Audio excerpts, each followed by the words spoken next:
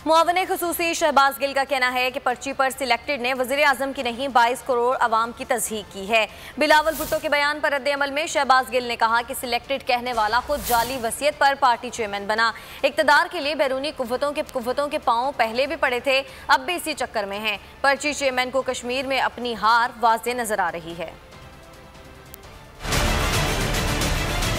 आज मरियम सफदर कश्मीर जा रही हैं कश्मीरियों से वोट मांगने। उन्हीं कश्मीरियों से वोट मांगने जा रही हैं जिनकी लीडरशिप, हुर्रियत लीडरशिप से उनके वालिद ने मुलाकात से इनकार किया था और उस मुलाकात की बजाय जिंदाल के घर जाकर कॉफी नोश फरमाई थी। आज मरियम सफदर को ये जवाब भी कश्मीरियों को देना पड़ेगा कि उनकी कत्लो गारिद करने वालों का एजेंट कुलभूषण यादव जब पाकिस्तान में पकड़ा गया तो आपके वालिद साहब सुन क्यों थे, वो म्यूट मोड पे क्यों थे। कश्मीरी ये भी सवाल पूछेंगे कि फॉरेन ऑफिस को क्यों इतना जोर लगा के कश्मीर की बात किसी भी प्राइम मिनिस्टर उस टाइम पे जो नवाज शरीफ थे उनकी किसी स्पीच में भी डलवाने के लिए बहुत बड़ी मुसीबत थी। और एक और सवाल भी है आपसे, ये भी जवाब दीजिएगा कि क्या रामदास के साथ आजकल कोई मुलाकातें लंदन में आपके भाइयों की हो रही हैं? तो कश्मीरी आपसे वोट देने से पहले सवाल जरूर पूछेंगे। वोट आपको नहीं मिलना, आप वहां पर सिर्फ इसलिए जा रही हैं कि रोएं धोएं, एनआरओ की कोशिश करें और जब एनआरओ ना मिले तो आप इल्जाम लगाएं कि कश्मीर में धांधली है।